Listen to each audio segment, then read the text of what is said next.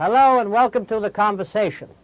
My name is Shannon Taylor, and I'm the Executive Director of Blacks and Jews in Conversation. We have a program tonight called Fighting Ovarian Cancer, featuring Danny N., a renowned singer from all the cabaret clubs throughout the world, from Manhattan through Brazil. As a matter of fact, when I tried to book him earlier, he was so busy, he escaped to Brazil and got lost in the rainforest, and I couldn't find him. He's a good friend of our former guests, Spats Donovan, and especially Maestro Ian Finkel, and Fivish Finkel, and so on. He's a fellow friar, and I had the distinct honor with Fivish Finkel of nominating him to the club. And that got me a wonderful dinner, courtesy of Daddy, as well as the buffet when he was introduced at the membership meeting. And he is also renowned for his Sinatra impressions and style of the singing of Sinatra's classics. He comes usually with a beautiful young lady as a partner. Knowing that I'm the only one in the room with him, he decided to leave her out tonight, and it's just the two of us. Our organization is sponsoring a program this Thursday that has nothing to do with what we're going to discuss today, except that one of the ways you can certainly fight cancer is by eating healthy. And at Stuyvesant High School, 9:30 to 11, we're bringing Carol Moon, who is the main educator for the farm sanctuary workers throughout the country. They present all the arguments in favor of fighting global warming and of protecting animal rights and of ending animal cruelty on farms, and in particular, since the farms are given a large amount of credit for our global warming crisis and for our animal cruelty practices, they will develop and show you and educate our students and so on how you can live, enjoy life, and eat healthier, being vegetarians, and that it actually will taste better too. I've been indoctrinated. I can't say I'm a practitioner, but I certainly am a believer, and that's halfway.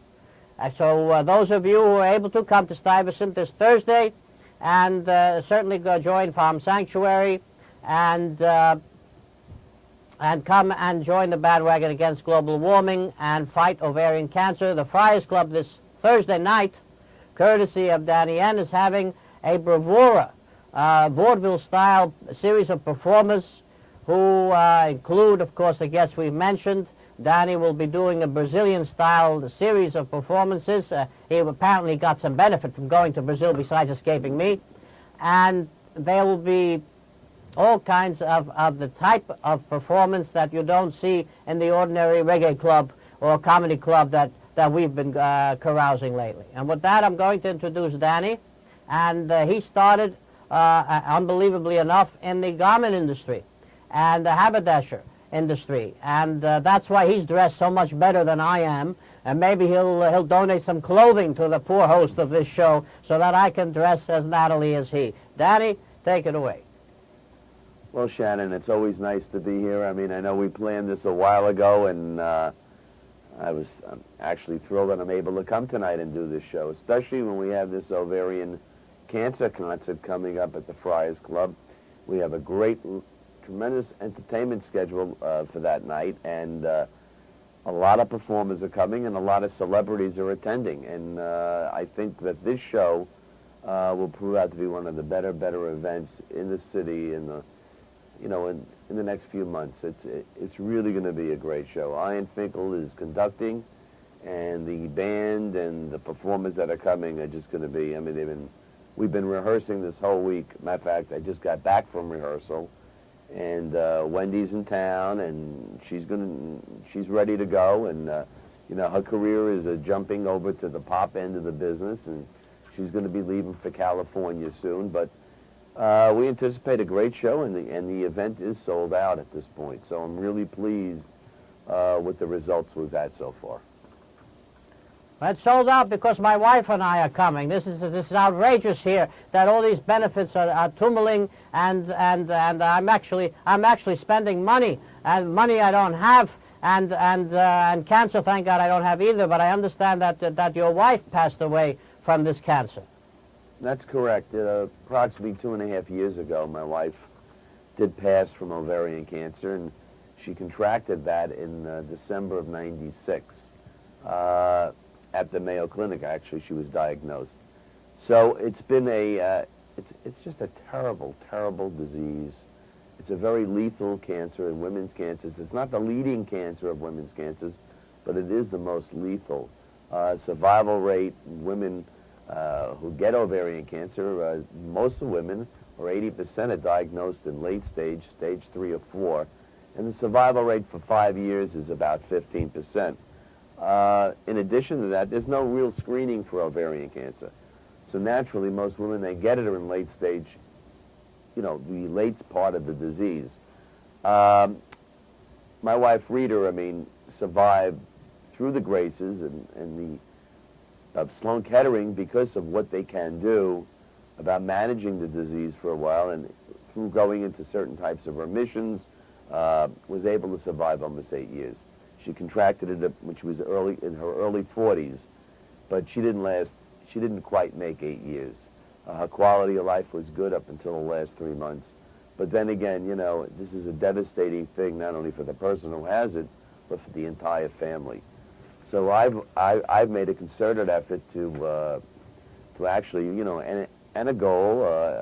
I made a commitment to Sloan Kettering, and to put up on the 6th floor at the gynecological building on 53rd Street. I want to have my wife's name up there because not only was she brave, but she was such a wonderful woman, and naturally she's just missed by the entire family. Well, that I can't think of anything more tragic than a loving couple losing one of its members slowly due to the wasting away of a disease like this, and one partner has to be there watching and helping. And I was at the 92nd Street Y on Sunday, and Gene Wilder was talking about Gilda Radner and how she contracted cancer. He never thought that she would pass away, and he married her in '84. She got sick in '86. She died in '89. I don't forget that quote, and I can't begin to imagine what transpired during those years. And I remember him saying that there were times when he would lose his temper with her, and she would say, "Thank you, because I know you wouldn't have yelled at me if you thought I was dying." And to have to go through that, to have to go through the trauma of a loved one enduring a fatal disease or potentially life loss is something that can be harder on a person than if you're enduring it yourself. And we have to put a stop to all these diseases. And one of the ways you can do it is certainly with our diet and with our health. And I believe cancer has increased the way it has today because of the food that's out there, the chickens that are grown, our animal, for God's sakes, we had rats in our restaurants in Manhattan, and then we had the Taco Bell incident. Now we had the food poisoning for our very pets. And who's next? Do you believe with me that cancer can be very much environmentally self-grown? I do, to a certain extent, but I also believe that the quickest way for a cure is research. And by getting good screening processes, where a woman could go in and take a test for ovarian cancer, she could find out if she's a potential candidate for ovarian cancer. And I'm going to specifically talk tonight about ovarian cancer. But I think the men's cancers, and I'm also, by the way, a cancer survivor, men's cancers, believe it or not, in certain instances have gone, I think, a longer way than women's cancers. And I think that we have to get this research going in a better way, or we have to get more money so we can get more researchers so we can find screening processes. If we found out about ovarian cancer and it was stage 1, where it would just be confined to one ovary, then we'd be able to cure probably 95% of all ovarian cancers. The biggest problem is that when we do find out and it's in the late stage, it just becomes a management of the cancer. You never really eradicate it. So it's important that we really come up with screening processes. This thing is not going away. This is the only president of the United States that ever did anything about cancer in a major way was President Nixon when he declared the war on cancer. But no, and by the way, he didn't die of cancer, and a lot of presidents have had cancer, or their spouses or people in their families, and I haven't seen any president come forward and say, we got to continue this war on cancer. So I think, research is the best answer and the best fix to try to find better screening methods so we can prevent this terrible disease.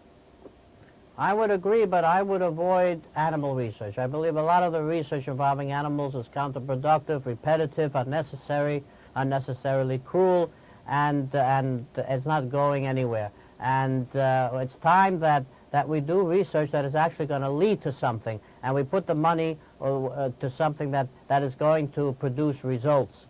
And we can start with all types of cancer, as I mentioned, with farm sanctuaries ideology on the farms. What you are is what you eat, and what you export all over the world to eat is going to result in what you're going to become.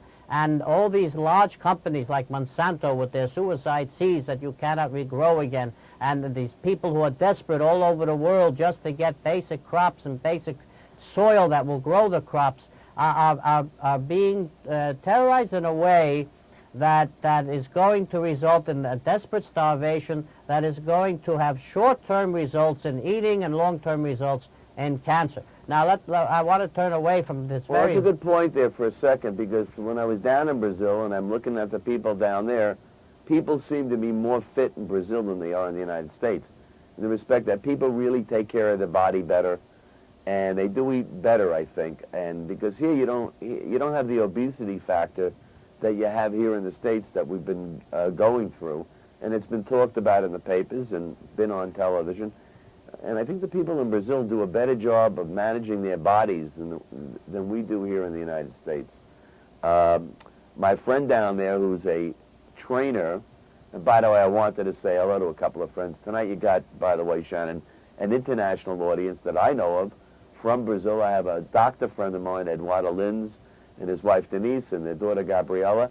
And then I got my little buddy, Luca Watson, who I wanted to say hello to. Hey, Luca. And his mom, Regina, who's actually a trainer, a master trainer, and is involved with the diet and wellness and things like that. So I want to say hello to them. But basically, the Brazilians look to me like a very fit kind of people. The people are good looking. They're really concerned about their bodies and about their health. And if you look at the people overall, you don't see obesity like you do here in the United States. If you're walking in the streets, or if you're at any event, you have to look far in between to find somebody who's obese. Where here, it's a little different kind of situation. I agree with you again. And of course, Brazil has the rainforest that is so important to all of us, and they're chopping away with it. And so is Argentina, and so are the neighboring countries.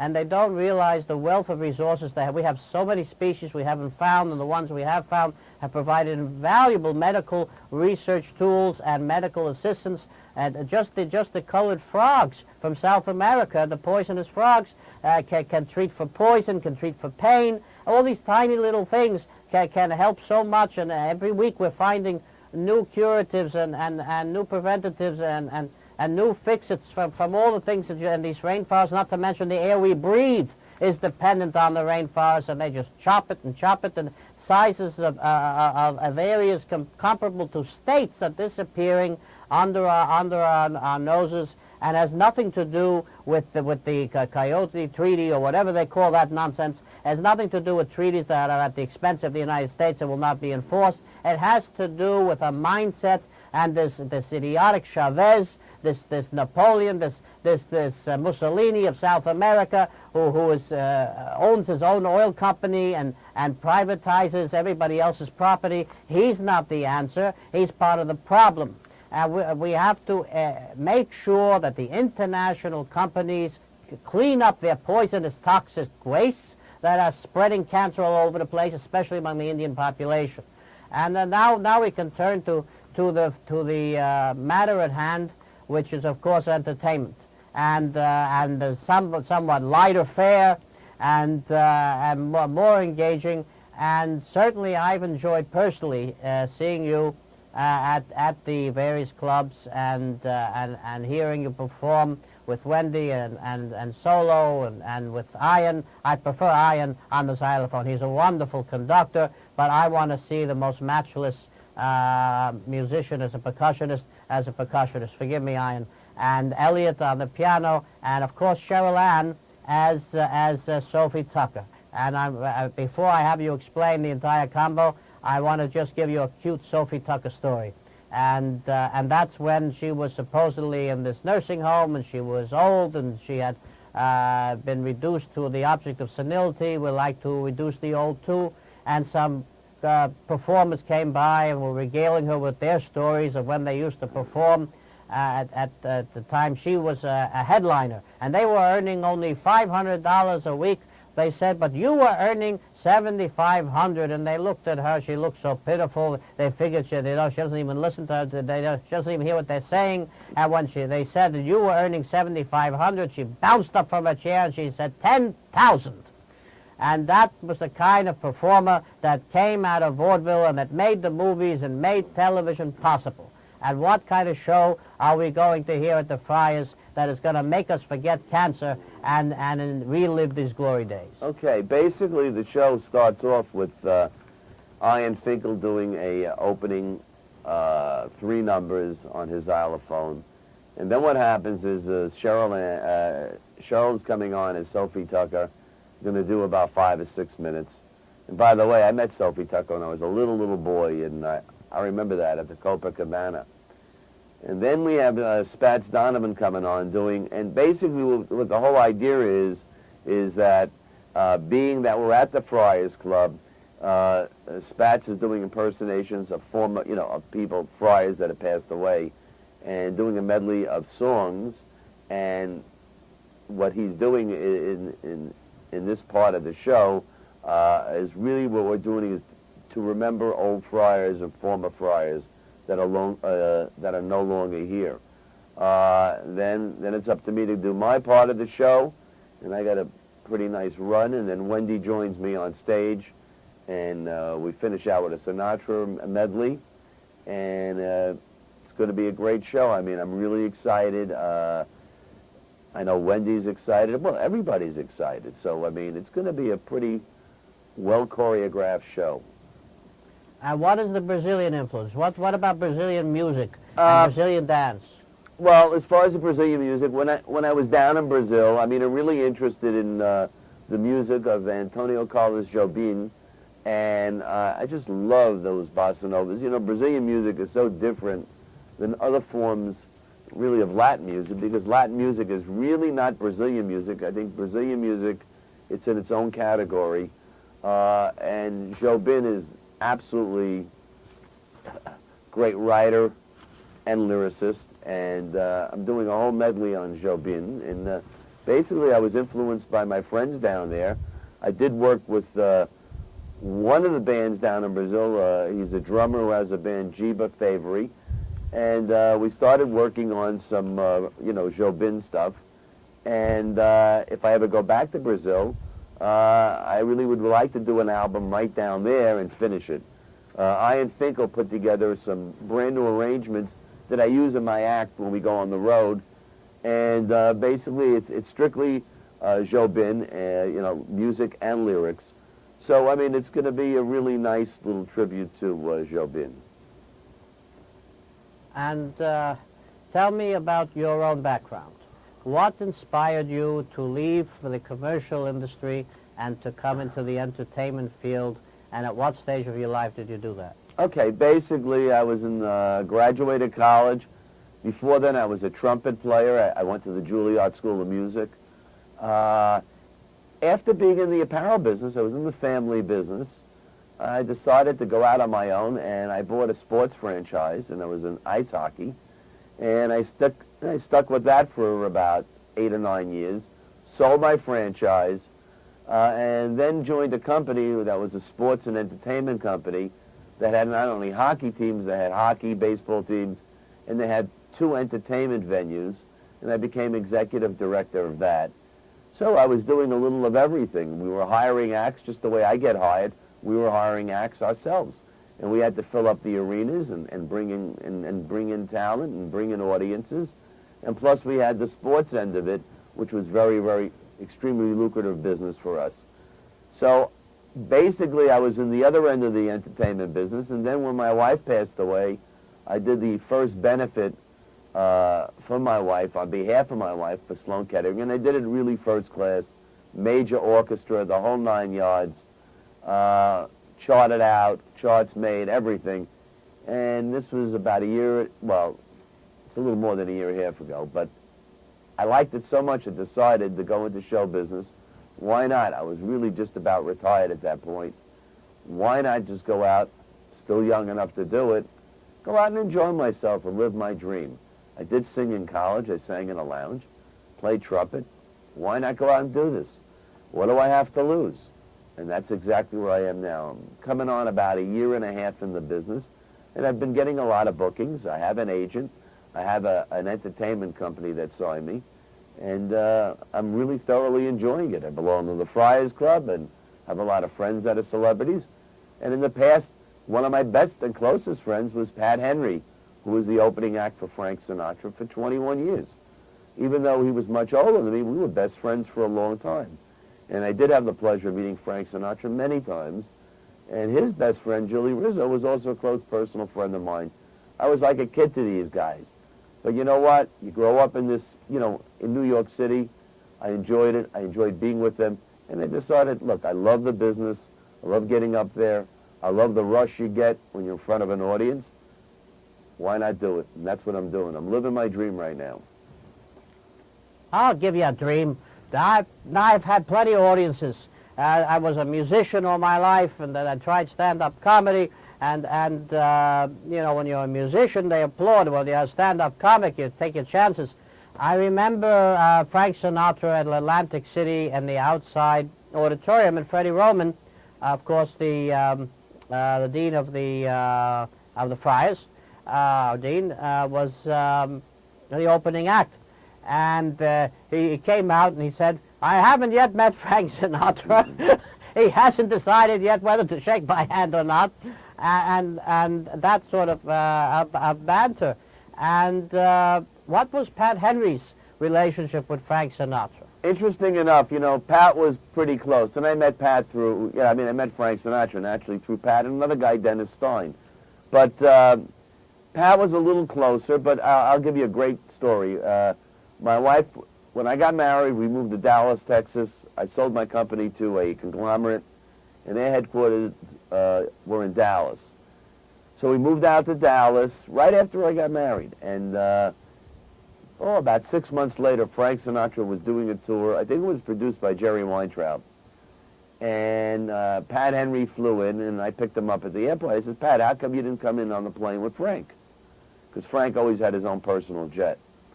But Frank, always drew the line. Even though he was friendly with Pat, he drew the line. And then when I'd go to Palm Springs, and I was in this golf tournament, the Frank Sinatra golf tournament, he was friendly with Pat, but he always drew the line. But when my wife was pregnant with our son, Frank was gracious enough to give us tickets, in Dallas. And then he said, "Oh, no, I don't want your wife to walk. I want you to drive your car right into the building where my car is," which I did. That was a first. And, of course, during this whole thing, there was 20,000 people. He calls out, "Well, where's Rita Nashorn?" And he asked my wife to stand up and take a bow because she was pregnant with our son.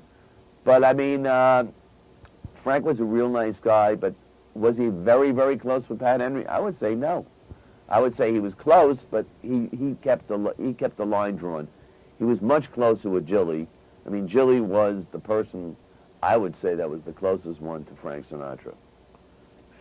Well, I know, of course, Sidney Zion, and Sidney had a tragedy with his daughter, and Frank came up to Yale to do a program with Sidney there, and to the Players Club, where I'm also a member because of this organization that we do, where we meet all kinds of people, blacklisted all over the world. And I was friendly with Prime Minister Begin for a part of the time, and Frank Sinatra loved Israel, yes, and was one of the great supporters of the founding of the state, and all through its existence. He only went to Egypt to meet Sadat because Prime Minister Begin unwisely told him it was okay.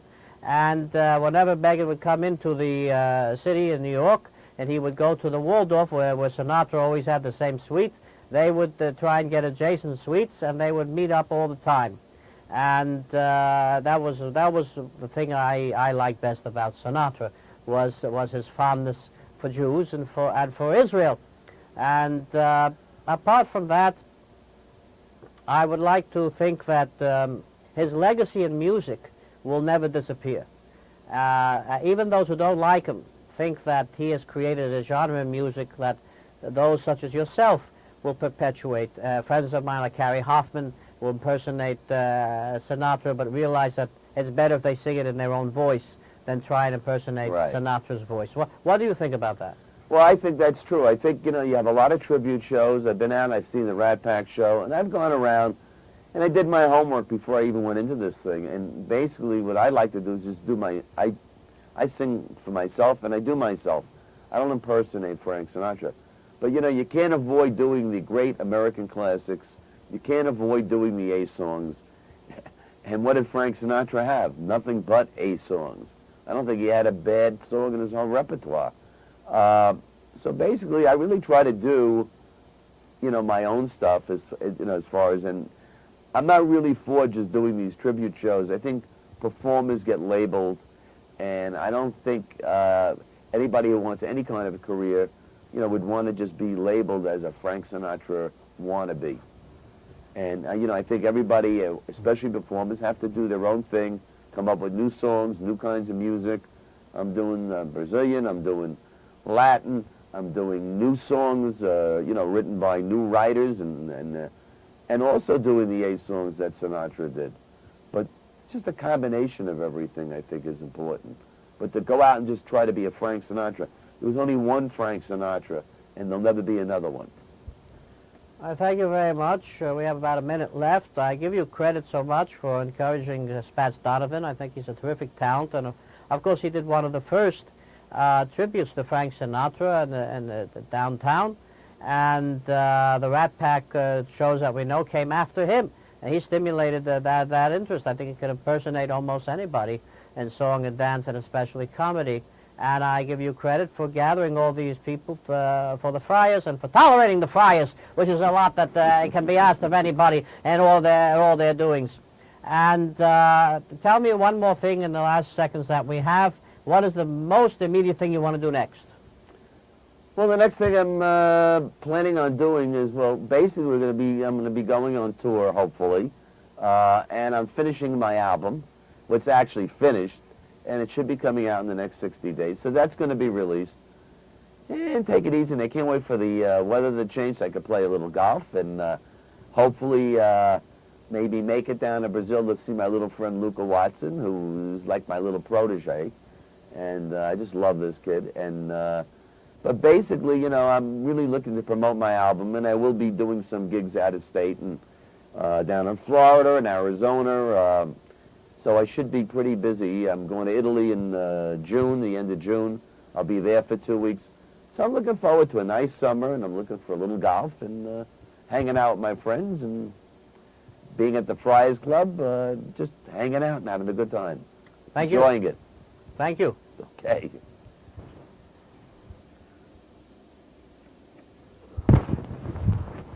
That's it.